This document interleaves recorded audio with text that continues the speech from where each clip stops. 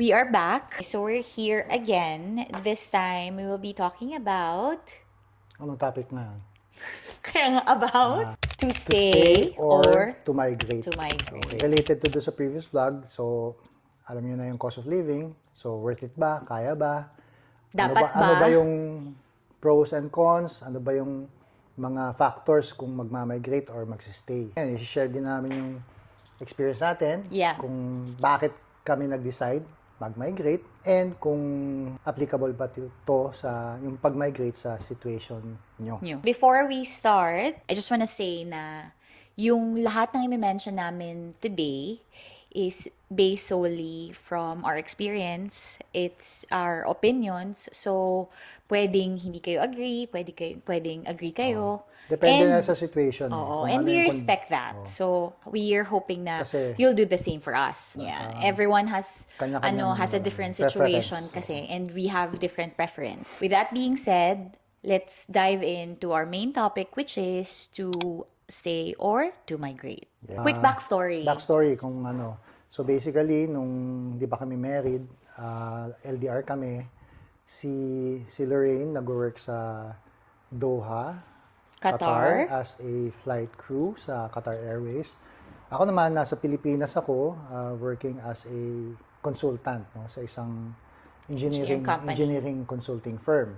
So syempre, nung nagpapag-usapan namin, ano ba yung plans namin if pag magpapakasal na tayo. Oo. We were exploring our options. So, nag-start yan sa pag-a-apply niya sa Qatar. If ever, doon talaga kami isang titira. option yun, Isang pero option. Madami akong in-applyan no, sa halo-halo na. Sa UK, sa New Zealand, ito, Australia na rin, syempre. And even Asian countries, alam ko, nag-apply ako. Bangkok pa nga, parang may... Bangkok, Hong Kong, Hong Kong, Singapore. So, madami, no? So, Marami kaming kinonsider na countries, hindi lang Australia. okay. So, let's start. First and foremost. First factor muna sa migrate factor. Syempre, ano ba yung number one, ano? Quality of life Quality talaga. of life, oo. So, dahil na-inspire nga ako sa mga countries na na-visit ko, na iba yung quality of life abroad. Yun yung first thing na na-notice ko. Sobrang iba ang quality of life abroad. Okay, so, when you say quality of life, what does it entail? Ang dami. Traffic. Unang-una, Traffic. transportation. Transportation. Number one, sobrang accessible yung to go from one place to another. Traffic, that's kasama yun, pero it's a common thing sa lahat naman ng countries. Hindi, may pero hindi mo traffic. kasi na-experience masyado yung traffic sa Manila. Na Kasi, extreme. Oo, I can speak from experience. Ako, nakatira ako sa Quezon City, tapos nag-work ako sa Makati. So, Ang drive mo? ang drive ko, maswerte na kayanin mo ng 1 hour drive sa umaga. Okay? So, ang ginagawa ko, alis ako ng 9 yung start ng work, alis ako ng 6, dadating ako ng 7, tapos matutulog ako sa kotse. Oo. I remember those days. LDR na kami yan. Meron akong electric fan na chargeable. So, tulog siya sa kotse. Tsaka, aalis ako nakapantulog talaga. Tapos, yun, Magpapalit matutulog ka ako. na lang. And, madaming gumagawa nun. Meron akong kakilala, hinahatid niya yung anak niya sa Ateneo. Ganon din ginagawa nila. Aalis sila na maaga. 5 a.m. Tapos matutulog sila sa parking lot. Ang reason kasi, they're trying to avoid the traffic Kasi kung ita-target ko yung 9 a.m., mga 2 hours siguro or more pa. Pero I think ngayon, dahil mas worse lumalala, pa nga, hindi na yata applicable yung ganyan. Isa pang factor dun sa quality of life, yung weather siguro. Yung climate, no? Kasi mas naging outdoors tayo, mas may activity sa labas, yung environment, hindi humid, hindi mainit, nakakatakbo tayo anytime, di ba? So, sa Pilipinas, alam ko, mahirap tumakbo doon dahil mainit masyado. Kaya saludo kami sa mga tumatakbo sa Pilipinas. Sa totoo lang, Tapos, syempre, yung baha. Ayan na. Yun talaga yung number one. Connected din sa traffic yan. Mind you, lumaki ako sa Caloocan. So, lumaki ako na na-witness ko kung gaano katindi ang baha. Sa part pa lang namin sa Caloocan. Lumaki ako na papasok ako sa school, uwi ako galing school kapag tag-ulan. Ang baha umaabot ng tuhod or lagpas ng tuhod, which is normal yon sa Pilipinas. Noon, mild pa yon. Mahal pa yun. Hindi, ito. Pero ngayon, mas malala, di ba? Yun yung isa sa mga factors kung bakit naiisipang ng isang taong mag-migrate. Well, kami, naisipan namin mag-migrate. Okay? Okay, so doon naman tayo sa stay column. Sige. Diba? Siyempre, Reason, hindi naman 100% 100% alis tayo. Ayoko na dito, di ba? Siyempre, meron din mga ano yan. So, number one reason to stay kung nasan ka mang country is... Family. Number one. Family talaga. Oh. Mahirap. Ikaw muna. Mas madami kang family sa Pilipinas. Eh. Mahirap talaga. Kasi first time kong umalis sa Philippines nung nag-apply ako as a flight attendant sa Qatar Airways. And of course, dumating din sa isip ko nasagi sa isip ko na maiiwan ko yung family ko. And almost 8 years ako sa Qatar. Majority ng special occasions, na-miss ko yon.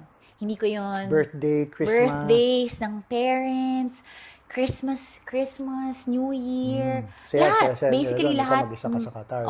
Lahat ng special occasions. Hindi ko yun na-witness. And tumatanda yung parents ko wala ako doon, di ba? So, family talaga. Ako Mahirap. Din. Lalo na ako, no? Bakit ako natitiri-eyed? Siyempre, namimiss mo yung family mo eh. Ako naman, mom ko na lang, yung kasama ko, yung mahirap din sa akin na iwan yung mom ko. Uy, ba?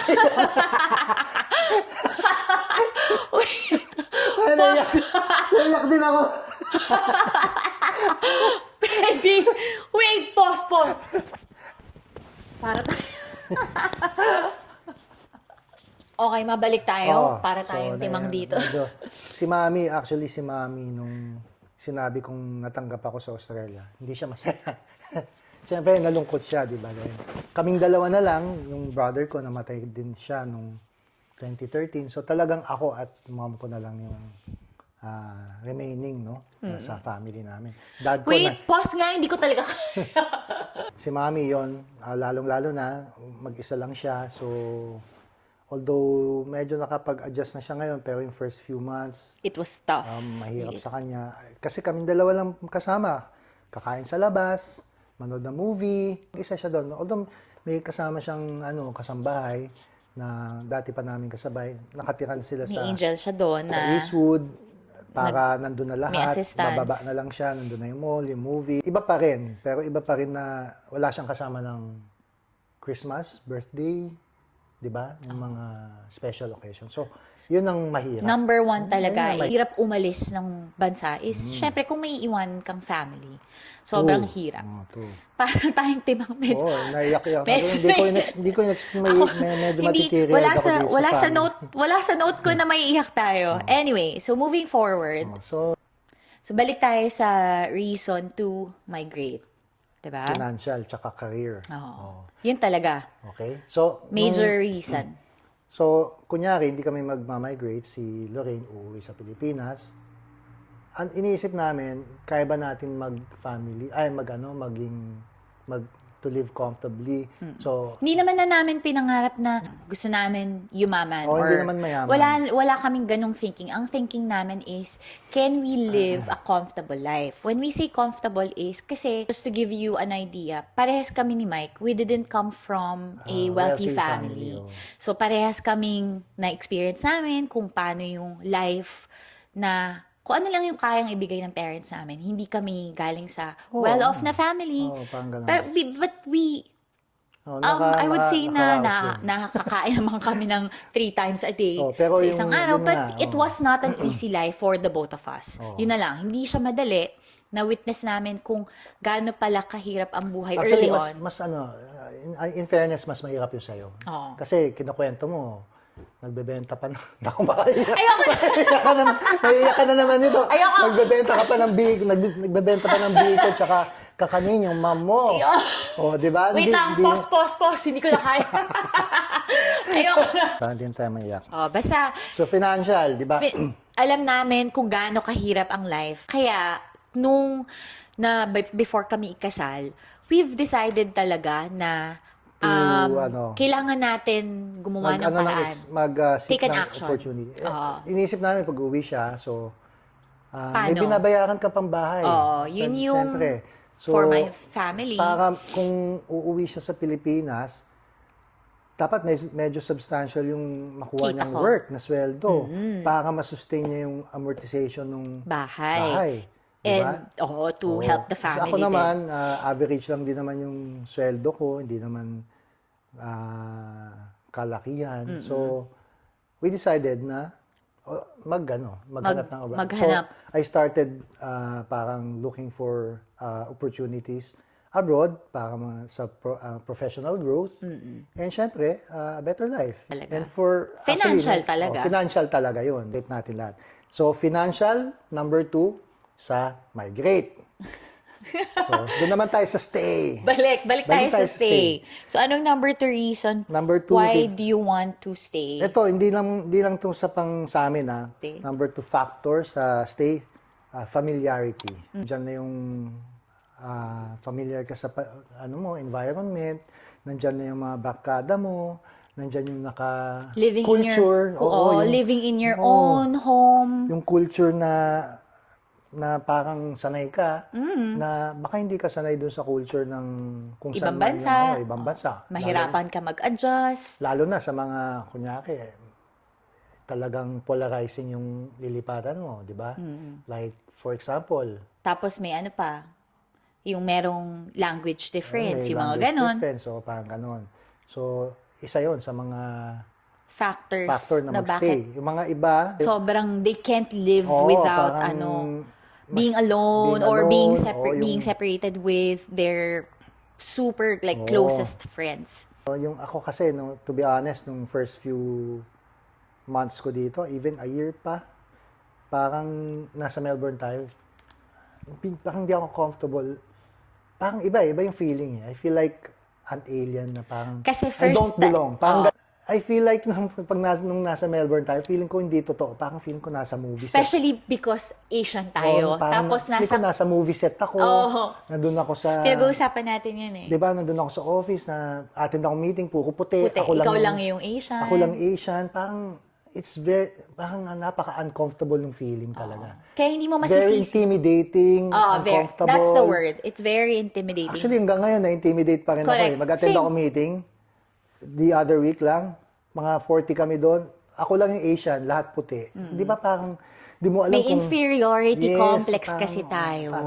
I feel like I don't belong here. So that's Ano ba to? why some people, you can't blame them na gusto na lang, they'd rather stay in their own country dahil nga, nandun yung familiarity. So moving forward, balik tayo sa migrate. Another reason to migrate. Nabigat to. Ano to, itong topic, itong number 3. Bakit? Ano ba yung number 3? Number 3 is politics, corruption. Nako, medyo debatable. Controversial to Very ngayon. Lalong-lalo controversial. na, dami-dami Mainit. nangyayari sa Pilipinas. Okay?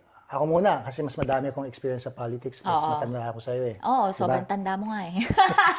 So imagine I'm 52 na. So nung 80s, Oh my gosh! 52 ka na? Oh. naka-jackpot ako. Di halata. Yes. Anyway. So imagine, mula pa nung 80s, parang, bata pa lang ako, naririnig ko na yung corruption. Medyo weird yung politics sa Pilipinas, no? Naman nakukulong. Ang pinatutunguhan. Yes, I think the word na gusto kong talagang nakakasawa na. Nakakapagod na. And then, nakakaawa din ang Pilipino, to be honest. So this is another factor to migrate. Kasi yung politics in the Philippines is just getting worse. Kasi itong politics na to and corruption, connected to sa financial, Lahat. connected na yan sa quality of life. Kasi kung okay ang politics, okay yung government, yung magiging okay yung benefits, magiging okay yung better ang traffic, better ang yung flood control, baka ano. Although hindi niya, yung politics won't change the weather, di ba? Nandun pa rin yung weather. But at the end of the day, Pero it will be connected siya. Connected. Oo. Actually, number 1 ko dapat yung politics na yan eh. Yan talaga yung ayoko na magbayad ng tax pa. Oo, kasi gagamitin lang naman ng parang mga kangkong na politiko. Diba? Anyway, maalis medyo na tayo. mabigat. So balik na tayo sa reason to stay in the Philippines. Last reason to stay, Philippine lifestyle. What does it entail? Ano ibig ko sabihin pag Philippine lifestyle? So, kunyari, sa Pilipinas ka, siyempre, ako, sa barkada ko, may mga nag-migrate, may mga nag-stay. So, sa barkada ko, ilan nag-migrate? Madami din. Sa States, 2 sa States. Meron sa Canada. Meron sa Canada. Meron sa Australia. Meron din dito sa Australia. So, 4. Although yung isa bumalik na ako dito sa Pilipinas. Pero technically, 4 yung nag-migrate. Meron din nag-stay, di ba? So, Madaming nag-stay na friends mo. Na nasa Pilipinas. Kalahati lang, half siguro. Yung core ko lang, hindi yung core, yung kakilala lahat. So, sino yung mga nag-stay? Bakit sila nag-stay? Feeling ko, kung nyari, kumikita ka ng, may negosyo ka. Unang-una, may negosyo ka. Oo. And it's doing well, syempre. Yung siyempre, negosyo, connected na yun sa financial. So, for example, meron akong kaibigan na may negosyo, thriving yung negosyo niya, tapos yung wife niya, okay din yung work, exclusive school yung mga anak niya, so 4 sila, tapos 4 din yung kanilang Angels. Why would they migrate, bakit diba? ba sila magmamigrate, di ba? They're better off staying where they in the Philippines, di ba? Comfortable sila, yung life nila is comfortable enough. Tapos meron din tayong kaibigan na talagang yung circle friends na talagang nandun, very outgoing.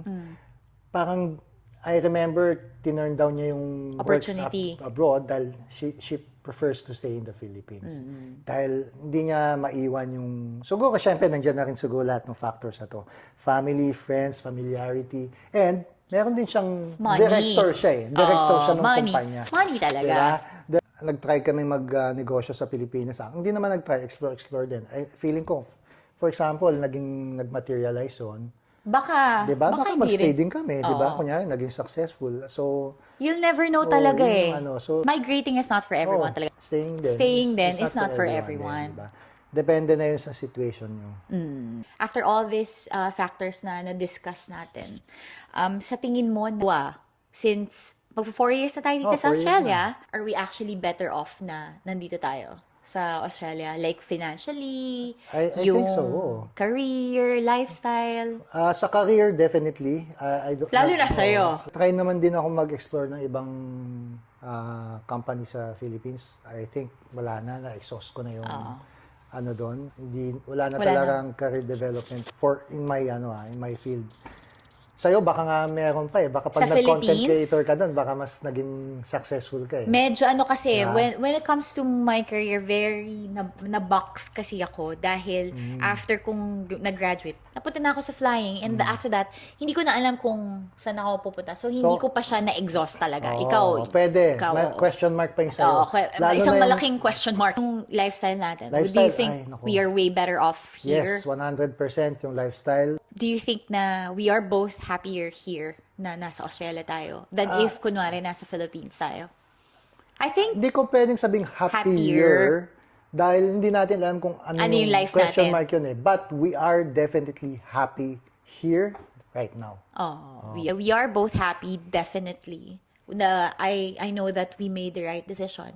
Yun nga lang, talaga, at the end of the day, meron tayong na-sacrifice. Which meron. is, yung pinaka na-sacrifice natin is Ako, number one leaving doon, yung our family. families, Si lalo mom. na ikaw, Mom dahil ko. dalawa na lang kayo. Simula na nag-move tayo dito sa Australia, ano ba yung nabigay na ni Australia sa ating dalawa? Okay, sa akin, yung career ko, Definitely. progress talaga. Hindi ko sinasabing magaling ako. Looking back yung mga opportunity na nabigay sa akin, ang naisip ko lang yung Bible verse na Parati mong parati sinasabi kong sa sinasabi akin. kong sobrang nakaka-relate Resonate. ako. Oo.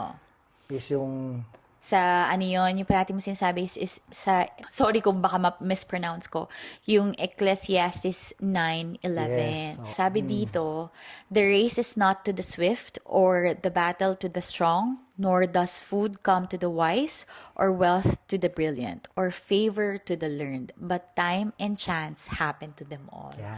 yung time and chance, Yun ibig yung- sabihin si God yun. Hindi mo kailangan maging pinakamatalino sa room. Hindi mo kailangan maging pinakamagaling among your peers. When God wants you to have this, He will give it to you at the right time and at the right place and at the right moment. Ayun na. So, to wrap things up, since we've decided to migrate almost 4 years ago, diba? So, if we would go back to 2022, no, not knowing everything, di natin alam kung mapupunta pala tayo dito sa Adelaide, would we still migrate? Yes, 100%. Big, Oo. yes, correct. Kasi this is so much more than we have expected. Kung ano yung meron kami dito, is so much more than I have, Hindi ko naman expected. nang-teary-eyed na naman ako. Kasi grateful ka. I am very grateful. So, yes, that's a resounding yes. Kakainis naman tong vlog na to. Sobrang more pa yung kung anong meron kami ngayon doon sa ina-expect kong mag-end up kami nung nag-migrate kami 4 years Correct. ago. Oo. Every time na, lagi ko to sinasabi sa kanya, na if there's a chance to share yung nangyari sa amin, isa sa mga gusto ni God is to share your testimonies, yung mga ginawa niyang kabutihan sa life mo, para diba? ma-inspire yung Para iba. ma-inspire yung iba. Sobrang gusto kong i-share na yung pinagdasal namin before, kung nasan man tayo ngayon, kung ano yung meron kami right now, lagpas-lagpas to sa pinag-pray namin di ba? Ako na magsalita kasi ayoko umiyak. But my heart is full of gratitude. Yun na lang. Ayun na, tapusin I na think natin itong vlog na to dahil kailangan ayoko natin, tapusin dahil baka maubos na yung tissue. Maubos na yung tissue. So kung Sa yung mga iyakan. nag-iisip dyan, if until now you are not sure on what to do, Pray kung, lang, pray. Kung hindi nyo alam kung magsistay ba kayo sa Philippines or kung nasa man kayong bansa or you wanna migrate somewhere else, my only advice or our only advice is to pray. Discernment. So the only one who can give you the right answer is siya lang. Again, from the bottom of our hearts, thank you so much for watching. Thank you for joining us today. Kahit na may iyakan moments kami today. Maraming salamat for watching our vlogs, for those who are leaving us sobrang Messages. sweet messages, comments, for supporting us non-stop. At sobrang na-appreciate namin kayo. Okay. Until the next vlog, bye! Bye! Okay. It's all the moment.